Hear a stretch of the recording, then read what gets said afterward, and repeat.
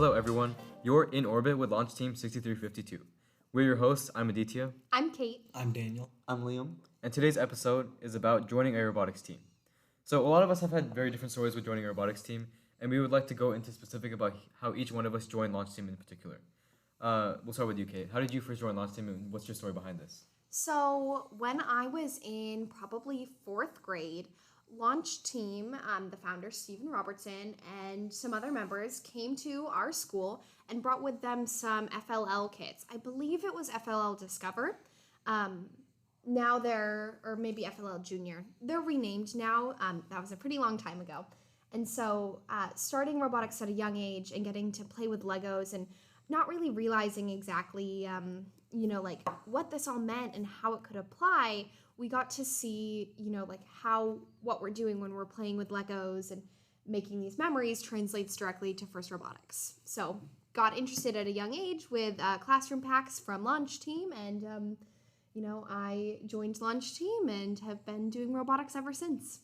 So I have a similar story to that, where I've been interested in robotics from a young age, and when I was probably about 5 years old, I tried to start an FLL team actually, and it kind of really got me interested in FIRST, and so skip to about a year ago, my parents found Launch Team, and I just was really interested, so I decided to join. Did you end up starting the FLL team? I did. It unfortunately only lasted for 1 year, but it really got me into FIRST, and I have a lot of good memories of that. Okay, was there like a reason behind that? Like, was it the sponsor like not being able to continue it, or because I know that I experienced that with me personally because the sponsor wasn't able to do the FLL team. So is there like what was the reason behind it not being successful? So it was more that we couldn't get enough sponsors. Oh, It okay, I was see. really difficult because we were all very young at that time, so.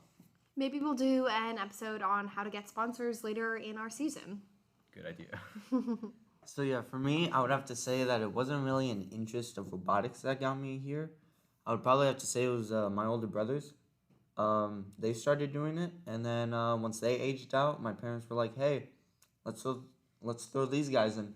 So so yeah, I'd have to say that's probably how I joined, and I just grew a love for it, and I'll probably never leave it, and I'll when I graduate, I'll probably come back as a mentor, as these guys will. They better. I'll make sure I know. So you're happy with the story of you being thrown into this? Yeah, it's awesome. It went from a garage to this place. A water treatment facility where water is being wasted in one of the sinks currently as we speak. Yep. That's another story. We'll talk about that later. Anyway, for me, when I joined Launch Team, I recently moved to Arizona like 1 or 2 years ago. So at my old school, I was on an FTC team, and because of that, I wanted to go up to the next level because initially I only thought that the only form of robotics was FTC. Then I discovered FRC and realized it was way harder than what I did, and especially in the area because we're in a like Western Phoenix. So Launch Team is like literally one of the only teams that's in like northwestern Phoenix. So I guess that was just the main opportunity for me, and I was very happy that I was able to do this because the only other option would have been like starting an FRC team, which as a high schooler is like very difficult to do, especially if you don't have sponsors, as we talked about earlier. So I think Launch Team being here was just it was at a very good location, and I think we have built a great community here that's been, we've been able to cherish that very well. Truly a family. Okay, next question. So what do you guys think is the difference between pursuing the robotics team individually and like creating your own self projects versus being on a team like this? I would say when you're on a robotics team, there's so much more of that really, truly team, family, working together aspect that's a lot more rewarding than working on your own. Obviously, doing projects and learning and creating goals on your own is still amazing and a great way to grow, but it's just a different experience to be able to work with experienced mentors and to bounce ideas off of people your age who are just as interested and motivated as you are. Yeah, I really like that with the bit about teamwork because that's really what we are. We're a team, and we work together on these different projects, and it helps us to learn a lot more about this and to ask questions that others wouldn't have thought of. So I really like the teamwork aspect of it, and I think that's really important. But yeah, I don't know what hasn't been said yet. But yeah, We're a team, and we're doing a great job at it, and yeah. Okay. For me personally, I remember we were at regionals last year, and there was a team that had like 3 people on it. I forgot what it was called, but I thought that was very interesting because it's a very small team compared to. I mean, we thought launch team was a very small team. We have Like, about like 15-ish members, always changing and growing. yeah, and it's compared to like other teams like Empower. I remember when Empower came to our regionals, there were like 80 people or something like that. Yeah. That was very hard to control. So Empower is a group of students who created a team that we help mentor, and they're currently an FTC team. And it's always rewarding to get to see, like younger levels of first come and experience regionals and events, so they can get, as hooked on it as we are. Yeah, and I was mentioning the Empower thing because they had like 80 people on their team versus us, which had 15. So that made our team look small.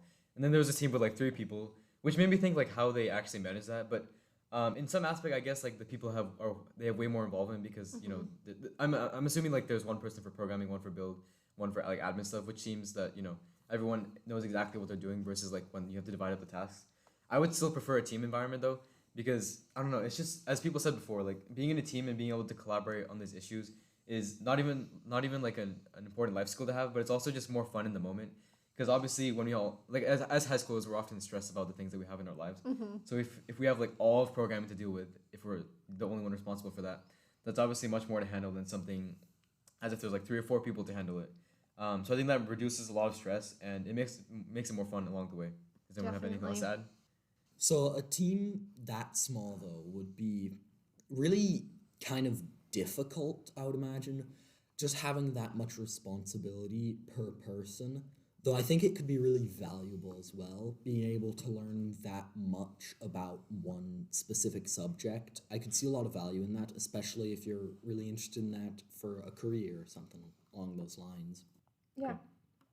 And let's talk about our experiences when we joined Launch Team and what type of skills that we discovered along the way. Whether it be like build, programming, admin. Does anyone have anything to talk about how they learned different skills when we were here? So for build especially, I've kind of learned a lot of things. I mean, before I had barely built anything. I didn't know the names of a lot of tools or different materials, I suppose. But getting to learn about build and getting to have the hands-on work it's really interesting for me, and I really do enjoy it because it's something that I guess I usually don't get to do. Okay, so now that we talked about that, let's talk more about how we learned these skills that we needed for a certain task on the team, and more importantly, what roles we have on the team and the skills that we gained along the way and how that helps us now currently with our tasks. Yeah, so for me, I would probably have to say that when I started at like ground zero. I knew almost nothing. But after a while, I started to know my way around things like, tools. And I learned a lot about robotics and how it taught me a lot of good life lessons. Like, Well, like how to be more social, the friends you make along the way. Yeah, exactly. What about some of the core values of first? I definitely learned gracious professionalism, which is my favorite part, from Woody Flowers. He was a great guy. So I have, again, a similar thing. When I started this, I was initially thinking I would go into programming because I knew the team kind of needed that at that time. But it was about that time also that I realized I don't do programming. So I just kind of looked at the other things that needed to be done. And I was, for a while there, just going around doing the odd jobs that needed people to do them, updating the game manual, stuff like that. And I realized that I've kind of enjoyed my time in the garage building the robot a lot more than I've liked anything else. So that's usually where you'll find me now, building stuff, I guess. I like the point you made about like doing the odd jobs around the team because I feel like for a lot of us personally who were new last year, I feel like that's because we didn't know what roles we'd have, like whether it be build, programming, or admin. So we just ended up doing the jobs that other people were too busy to do, which I think that it may seem like boring on the outside, but like I think that's very important because that helps us like learn more about the team itself by doing these like small tasks that other people aren't like available to do. And then eventually through that, we can learn more experience about certain aspects of that. And then from there, we can eventually progress to the ideas of build programming admin, like most of us have. Definitely. I feel like, I started on the team, 2 years ago, and, was kind of interested in doing a little bit of everything. And that's one of the great things about Launch Team is you get to experience, like, all of the aspects of it that you're interested in. If you're interested in programming, great, pull up a chair. If you, want to work on something in the build room, here's a wrench. And if you're interested in, writing and being a part of that administrative side, then there's a spot for you there too. And so I definitely lean a little bit towards the administration side, but that doesn't mean that I don't get to, experience the other sides and learn about other things and get to create and build things with my hands. Yeah, I agree with that. And for me personally, I knew that I was gonna do programming, and I currently am doing programming. But I've also like expanded my horizons in a way, especially in the admin side of it. More importantly, like doing the Impact Award last year and starting this podcast itself. So for me personally, I thought I was gonna be the programming person, or like I thought I would develop most of my skills by doing programming. So I did a bunch of like Java courses over the summer. However, like this year, obviously I still enjoy doing programming and all that stuff. But since the programming team has like increased in size over this year, I think it's given me more opportunity to explore other fields. I would say that currently I'm still not very well versed in build yet, which I plan to do like throughout the season. However, through admin and programming, I think I'm having a good contribution to the team, whether that be through helping out with programming with our mentor, Mr. Caring, or by doing admin stuff like this. I think it definitely made me feel like I have a more active role in the team than I did last year when, as Daniel was talking about, just like doing small tasks. All right, next we're going to talk about a little bit of what to look for in a prospective team. So if you're hooked on robotics and want to find a group of people who are just as passionate about robotics as you are, it's going to be important to look for things in a team, and it kind of depends on your situation. So if you are homeschooled or if your school doesn't have an up and running robotics team, then you're going to probably need to look for a community-based robotics team. This is a robotics team that is not currently affiliated with a school or a specific organization like that. So, as a homeschooled teen myself, I really did have to look a while to find a great community team like Launch Team, just because they don't usually get as much funding as school-based teams, because we have to find our own sponsors just about anywhere we can.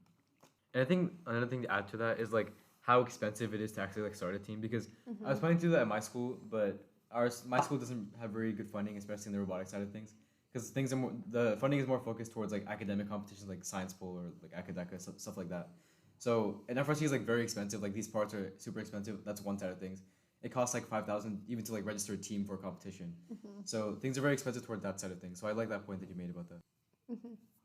Definitely, when you're looking for a team, go take a tour. Most teams are available. You can look at the Blue Alliance, also the First Inspires team event search. If you hop on firstinspires.org and just navigate to like you're interested in finding a team, there's lots of portals for you to get connected with the people in your area. Also, go watch a regional event or state event. Lots of teams host, like mock regionals and things like that. So you'll definitely be able to kind of, give it a test run before you fully commit to a team. And for anyone who's interested in that team event search, the exact URL is firstinspires.org/team-event-search. Once again, that's firstinspires.org/team-event-search. And this link especially helped me find Launch Team itself, because it shows all the teams that are in your region in all types of robotics, whether it be FLL, FTC, or FRC. So you can expand your horizons by doing that. You can find teams that are in all those different categories and you're in your nearby area. And it'll even navigate you to the website if they have one. Definitely. And touching on that, with all the different levels of First Robotics teams, there's, 4 major levels? Yes, 2 of them are FLL. Yep. So we've got FLL Junior, FLL, and FLL stands for First Lego League, FTC, which stands for First Tech Challenge, and FRC, First Robotics Competition, which is what Launch Team competes with. So for anyone who is interested in joining a team or even wants to start a team themselves, just head to the first website. They should have a bunch of resources on there. They're very helpful. First is very important on doing outreach and like reaching out to people who don't have the opportunities available. Absolutely. So- It's all about the impact. Yeah. Ironic of the Impact Award that we're competing for later this season. Yep. We'll do an episode on that later too. Okay, well that's all for this episode. I'm Aditya, I'm Kate. I'm Daniel. I'm Liam. and this was In Orbit with Launch Team 6352.